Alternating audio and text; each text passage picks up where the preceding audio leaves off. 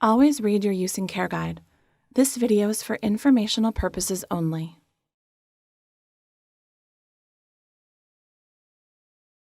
New agitator units with a load size selection knob allow you to fill your washer with the lid in the open position.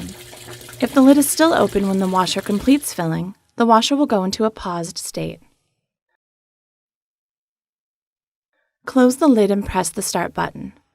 The lid locks and the washer begins the wash portion of the cycle. Once filling is complete, if the lid is not closed for more than 10 minutes, the washer will automatically drain.